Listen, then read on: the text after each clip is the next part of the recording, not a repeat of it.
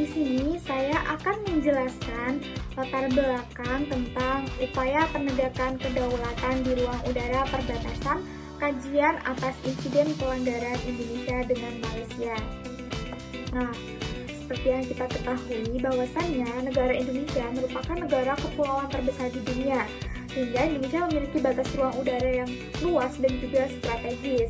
Nah, bagi negara Indonesia sendiri itu sangat penting ya untuk memastikan keselamatan penerbangan, kedaulatan negara, serta keamanan nasional. Karena mengingat hal bahwa negara Indonesia memiliki ruang udara yang luas. Akan tetapi pengelolaan pada tata ruang udara di Indonesia ini tidak serta-merta selalu berjalan dengan baik.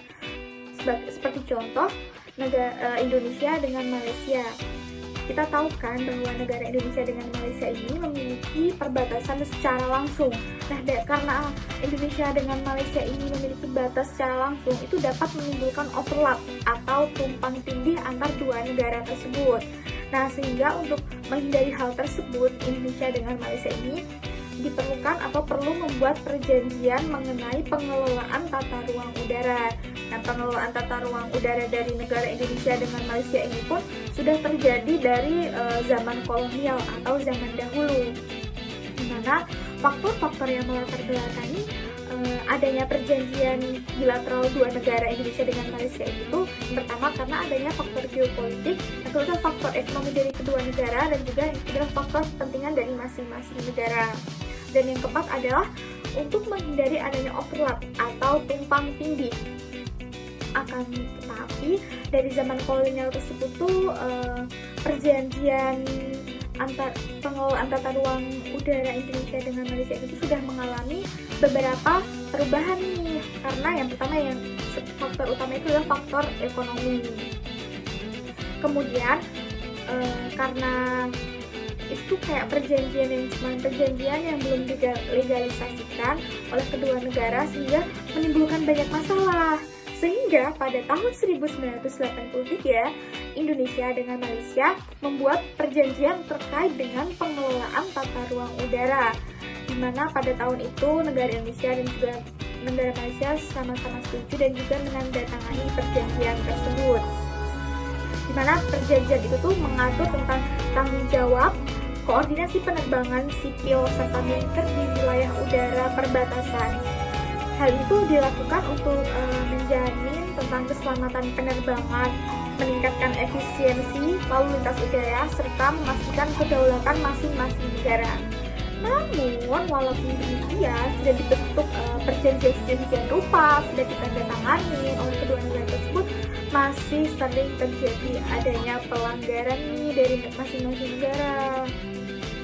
Kenapa demikian? Itu yang pertama karena seperti kasus penerbangan ilegal itu kayak digunakan untuk penyeludupan biasanya. Nah, seperti contohnya itu pada tahun 2016 dan juga tahun 2022, di mana negara Malaysia itu melakukan penerbangan ilegal ke Indonesia, yaitu di sekitaran Pulau Natuna. Nah, pada tahun 2016 itu sebuah pesawat militer Malaysia melakukan pelanggaran ruang udara Indonesia tanpa izin dan pemberitahuan masuk ke dalam wilayah Indonesia di sekitaran Pulau Natuna.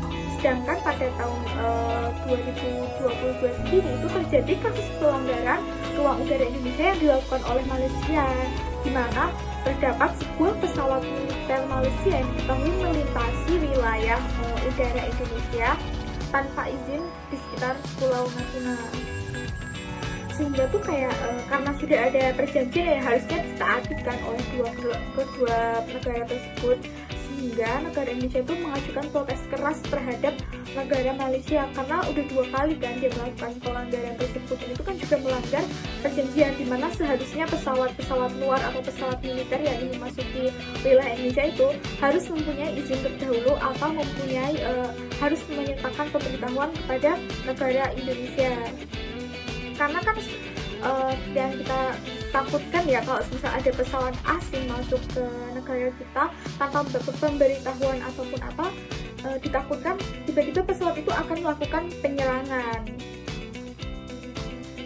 Sehingga pentingnya penegakan dan juga koordinasi pengawasan yang dilakukan oleh negara Indonesia terhadap negara Malaysia untuk meningkatkan keamanan Indonesia serta mencegahnya kembali terulang insiden-insiden yang serupa, insiden pelanggaran yang dilakukan oleh negara Malaysia.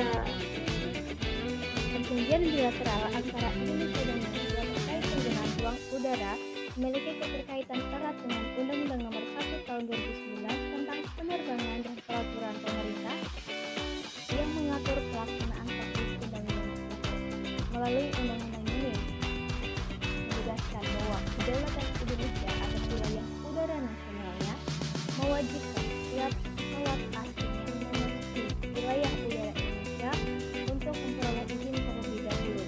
Perjanjian bilateral ini bertujuan untuk mengatur penggunaan ruang udara bersama secara damai dan terkoordinasi, mencerminkan komitmen kedua negara dalam menjaga kedaulatan dan keselamatan penerbangan di wilayah masing-masing. Undang-Undang Nomor 1 Tahun 2009 tentang penerbangan ini mengatur penerbangan di Indonesia yang menggarisbawahi bahwa pentingnya izin bagi pesawat asing memasuki wilayah udara Indonesia. Undang-undang ini mensyaratkan setiap pesawat asing untuk mendapatkan izin dari Otoritas Penerbangan Indonesia sebelum memasuki ruang udara nasional. Peraturan pemerintah yang melaksanakan ketentuan teknis dari undang-undang tersebut memastikan bahwa prosedur perizinan dan pengawasan ruang udara dilakukan dengan ketat untuk mencegah adanya pelanggaran. Keterkaitan ini menunjukkan bahwa perjanjian bilateral antara Indonesia dan Malaysia dan kerangka hukum nasional terikat satu sama lain. Hal ini untuk mendukung dalam memastikan bahwa kedaulatan dan keamanan ruang udara Indonesia dijaga dengan baik. Sehingga hubungan antara perjanjian bilateral antara Indonesia dan Malaysia memiliki keterkaitan erat dengan hukum nasional Indonesia, di mana dapat ditarik kesimpulan bahwa yang pertama, Indonesia memiliki kedaulatan wilayah ruang udara yang wajib untuk dihormati. Yang kedua adalah mensyaratkan bagi pesawat asing untuk izin sebelum memasuki ruang udara wilayah Indonesia. Yang ketiga adalah menjaga perizinan dan pengawasan ruang udara dengan ketat untuk mencegah terjadinya pelanggaran. Yang keempat,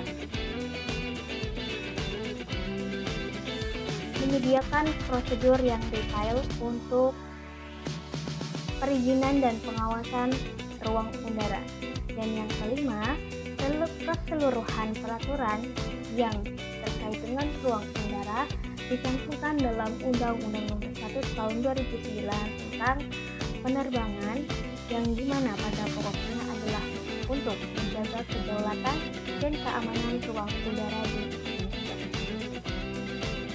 Nah, dalam pemberlakuan Undang-Undang Nomor 1 Tahun 2009 ini ditemukan beberapa insiden pelanggaran ruang udara. Di salah duanya, itu yang pertama pada tahun 2016 yang dilakukan oleh di sekitar Pulau Natuna merupakan pelanggaran serius terhadap hukum nasional Indonesia dan perjanjian bilateral antara Indonesia dan Malaysia, di mana kronologisnya tadi sudah dijelaskan di atas. Hal ini sebelumnya bertentangan dengan Undang-Undang Nomor 1 Tahun 2009 dan juga perjanjian bilateral antara Indonesia dan Malaysia, yakni tidak dilengkapinya penerbangan dengan izin yang telah ditentukan. Ini dapat dikatakan bahwa pelanggaran ini tidak hanya mengabaikan kedaulatan udara Indonesia, tetapi juga mengancam keamanan nasional dengan tindakan pengintaian dan pencegahan tanpa izin. Hal ini dapat diduga juga ya kawan.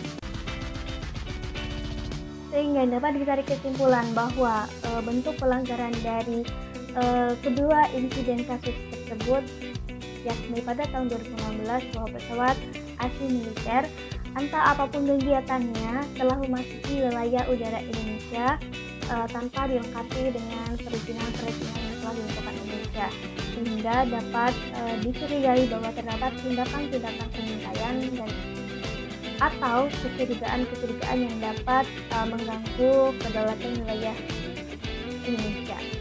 Dan yang kedua, pada tahun 2022, pesawat udara milik Malaysia juga terbang di wilayah udara Indonesia dan tanpa adanya surat perizinan yang telah ditentukan. Hal ini juga berpotensi untuk memberikan dampak besar bagi kedaulatan wilayah Indonesia. Ketidakpatuhan Malaysia terhadap perjanjian dan nota kesepahaman yang telah disepakati mengenai penggunaan ruang udara dan koordinasi penerbangan militer. Maka dari itu, berdasarkan pasal 24 dalam perjanjian antara Indonesia dan Malaysia, terdapat penyelesaian yang dapat dilakukan untuk diterapkan dalam kasus-kasus tersebut. Kemudian saya akan menjelaskan penyelesaian atau upaya apa saja yang telah dilakukan oleh Indonesia terkait dengan kasus yang terjadi pada tahun 2016 dan juga pada tahun 2022 yang dilakukan oleh Malaysia, yaitu kasus pelanggaran penerbangan ilegal, di mana kedua kasus tersebut sama-sama terjadi di sekitaran Pulau Natuna. Nah, Indonesia sendiri itu dalam menyelesaikan kasus tersebut tidak serta-merta terlepas dari peraturan hukum nasional dan juga peraturan hukum internasional. Dalam menyelesaikannya, Indonesia berlandas pada hukum nasional. Yang pertama itu ada pasal 9 dan juga pasal 10 Undang-Undang Nomor 1 Tahun 2009 tentang penerbangan. Kemudian pasal 7 Undang-Undang Nomor 34 Tahun 2004 tentang Tentara Nasional Indonesia.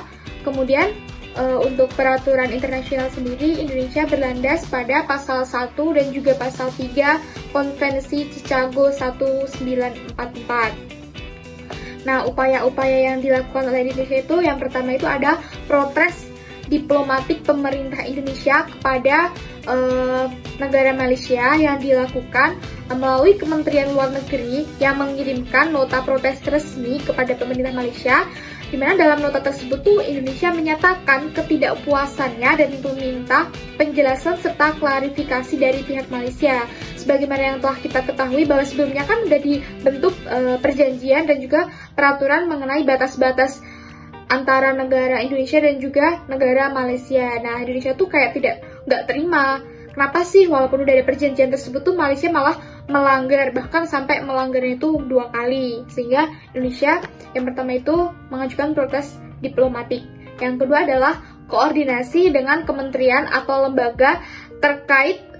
Kementerian Pertahanan dan TNI Angkatan Udara juga terlibat dalam mengatasi masalah ini dengan melakukan pemantauan yang lebih kuat terhadap wilayah utara Indonesia, serta Indonesia lebih meningkatkan patroli udara di wilayah yang sering terjadi pelanggaran untuk memastikan tidak ada pelanggaran yang lebih lanjut.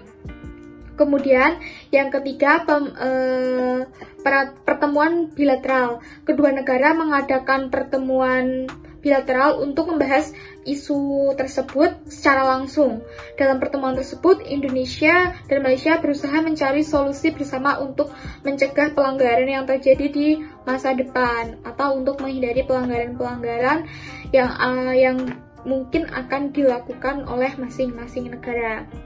Kemudian itu yang keempat adalah peningkatan kerjasama keamanan. Indonesia dengan Malaysia berkomitmen untuk meningkatkan kerjasama dalam bidang keamanan udara, termasuk dalam pertukaran informasi serta koordinasi patroli udara. Baik, dari 2 insiden pelanggaran yang telah terjadi dan analisis-analisis yang sudah kami jabarkan, dapat ditarik kesimpulan bahwa yang pertama, perjanjian bilateral antara Indonesia dan Malaysia tahun 1983 mengatur tentang lalu lintas penerbangan di wilayah udara Indonesia. Yang kedua, pelanggaran oleh pesawat dalam 2 kasus tersebut merupakan pelanggaran-pelanggaran yang dilakukan oleh Malaysia yang bertentangan baik dengan Undang-Undang Nomor 1 Tahun 2009 dan juga perjanjian bilateral yang telah disepakati. Dan yang ketiga, penegakan yang dilakukan oleh Indonesia merupakan bentuk sikap untuk menjaga kedaulatannya dan stabilitas hubungan bilateral dan menciptakan ruang udara yang aman bagi semua penerbangan, tentunya di wilayah negara Indonesia. Kemudian saya akan menyampaikan sedikit saran terkait dengan kasus yang telah terjadi pada tahun 2016 dan tahun 2022 yang dilakukan oleh Malaysia terhadap Indonesia, di mana kedua kasus tersebut sama-sama tentang kasus penerbangan ilegal yang terjadi di sekitar Pulau Natuna. Dimana saran yang akan saya sampaikan itu yang pertama mengenai tentang seharusnya negara Indonesia dan juga Malaysia itu meningkatkan komunikasi serta koordinasi bilateral, karena jika komunikasi antara kedua negara itu lebih intensif, maka akan memungkinkan meminimalisir adanya kasus pelanggaran yang terjadi. Kemudian itu yang kedua adalah melakukan tinjauan dan pembaharuan menyeluruh terhadap perjanjian yang telah ditandatangani oleh negara Indonesia dan juga negara Malaysia mengenai perjanjian tata ruang udara yang telah ditandatangani pada tahun 1983, karena tidak memungkinkan masih terdapat celah yang dapat dimanfaatkan untuk melakukan pelanggaran. Kemudian yang ketiga adalah mengembangkan mekanisme penyelesaian sengketa yang efektif, di mana negara Indonesia dan Malaysia dapat mempertimbangkan untuk mengembangkan hal tersebut karena dapat digunakan untuk mengatasi insiden pelanggaran ruang udara perbatasan negara Indonesia dan juga Malaysia. Kemudian yang keempat adalah meningkatkan kerjasama dalam pengelolaan ruang udara terkait pengelolaan dan penataan ruang udara di perbatasan, termasuk melalui pertukaran informasi, koordinasi operasional, dan pengembangan prosedur bersama implementasi. Terima kasih.